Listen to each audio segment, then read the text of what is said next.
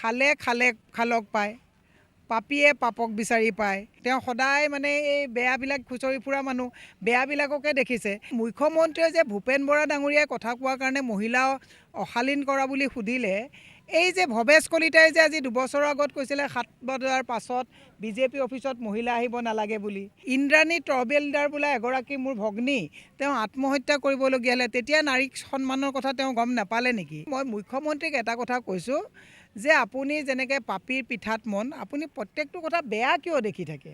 মুখ্যমন্ত্ৰীয়ে কৈ আছে যে যাত্ৰাত ভূপেন বৰা ডাঙৰীয়া CLP মহোদয় বহুত বেয়াকৈ অশ্লীল কিবা কথা কৈছে।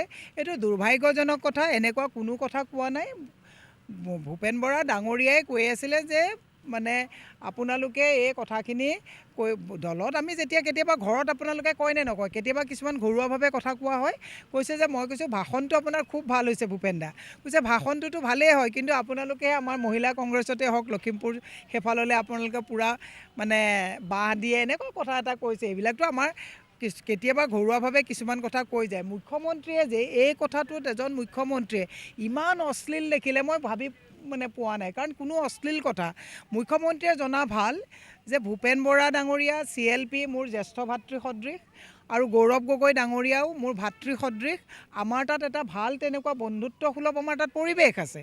গতিকে মুখ্যমন্ত্ৰীয়ে চাওক, খালে খালে খালক পায়, পাপীয়ে পাপক বিচাৰি পায়। গতিকে এতিয়া যেনেকুৱা মানুহ তেনেকুৱাই দেখিব।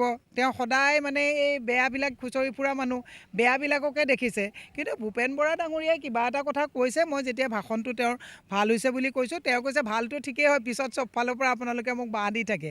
পলিটিক্সত চবৰে চাপৰ্ট থাকে, কেতিয়াবা কি হয় কোনোবাই এগেইনষ্ট কৰে বুলি কেতিয়াবা ভাবিব পাৰে। সেইটো একদম তেওঁ খুব ধেমালি সুলভ কথাত কৈছে। কিন্তু মই মুখ্যমন্ত্ৰীক সুধিব বিচাৰিছোঁ যে মুখ্যমন্ত্ৰীয়ে যে ভূপেন বৰা ডাঙৰীয়াই কথা কোৱাৰ কাৰণে মহিলা অশালীন কৰা বুলি সুধিলে, এই যে ভৱেশ কলিতাই যে আজি 2 বছৰৰ আগত কৈছিলে 7 বজাৰ পাছত বিজেপি অফিচত মহিলা আহিব নালাগে বুলি, তেতিয়া মুখ্যমন্ত্ৰীয়ে কথাবিলাক শুনা নাছিলে নেকি? ইন্দ্ৰাণী ট্ৰবেলদাৰ বোলে এগৰাকী মোৰ ভগ্নী, আত্মহত্যা কৰিবলগীয়া হ'লে, তেতিয়া নাৰীক সন্মানৰ কথা তেওঁ গম নাপালে নেকি?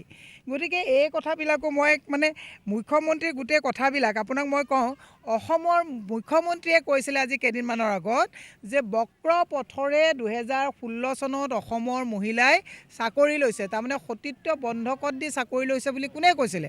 মুখ্যমন্ত্ৰীয়ে কৈছিলে। তেতিয়া মহিলা সন্মানৰ কথা তেওঁ গম পোৱা নাছিলে নেকি? মুখ্যমন্ত্ৰীক মই সুধিছোঁ, বিদ্যা সিং ইংলে বিজেপি, তেওঁৰ বহুত বেয়া ভিডিঅ' ভাইৰেল হৈছিলে, তেতিয়াতো তেওঁলোকে কিবা একশ্যন ল'লে নেকি তেওঁৰ ওপৰত? গতিকে মই নাপাই ক'ব। একচুৱেলি মই মুখ্যমন্ত্ৰীক এটা কথা কৈছোঁ যে আপুনি যেনেকৈ পাপীৰ পিঠাত মন, আপুনি প্ৰত্যেকটো কথা বেয়া কিয় দেখি থাকে? ভূপেন বৰা ডাঙৰীয়াই কোনো অসমৰ মহিলাক বা CLP ডাঙৰীয়াই কোনো অসমৰ মহিলাক অসন্মানিত কৰা নাই। একচুৱেলি তেওঁ এই কথাটো এইকাৰণেই লাইমলাইটত লৈ গৈছে যে গৌৰৱ গগৈ ডাঙৰীয়াৰ নেতৃত্বত তেওঁৰ অবৈধ সম্পত্তিবিলাক যেতিয়া এটা এটাকৈ মানুহৰ মাজত দেখাই দিছে। আজি ঢেকীয়াজুলিৰ মহিলা উন্নয়ন সমিতিৰ নামত থকা মাটিখিনি যেতিয়া অশোক সিংহলৰ পত্নী শিল্পী সিংহালে যেতিয়া তলা লগাই দি পেলাই সেইখিনি মাটি আত্মসাৎ কৰিছে, সেই কথাবিলাক যেতিয়া দেখুৱাই দিছোঁ, তেতিয়া সেই নিজৰ 2 নম্বৰী কথাবিলাক ঢাকিবৰ কাৰণে এইবিলাক আবুল তাবুল কৰিছে। মই মুখ্যমন্ত্ৰীক আহ্বান জনাইছোঁ। আৰু মুখ্যমন্ত্ৰী এটা কথা আপোনালোকে চাব দেই, চব বস্তু পলিটিকেল। তেওঁ মানে ইমানেই বিজেপিত চাগে এতিয়া মানে দিন উকলিছে বুলি ভাবিছে নেকি? আমাৰ কংগ্ৰেছৰ কোনে ভেজ খাইছে নন ভেজ খাইছে তাৰমানে মিলিবলৈ গৈছে।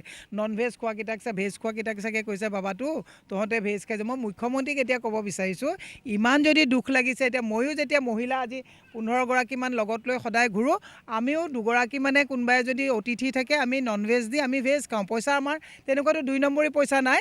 মুখ্যমন্ত্ৰীয়ে যদি আমাৰ ভেজ খোৱাৰ কাৰণে কিবা দিগদাৰ পাইছে, মোৰ এইটো নম্বৰতে গুগল পে' আছে, ইয়াতে মুখ্যমন্ত্ৰীয়ে পইচা অলপ দি দিলে চবকে মই নন ভেজ খুৱাম। মই মুখ্যমন্ত্ৰীক এইটো আহ্বান জনাইছোঁ, কাৰণ তেওঁতো গোটেই অসমৰ লুণ্ঠন কৰা পইচা সোপা আছে, আমাৰ হাতততো নাই।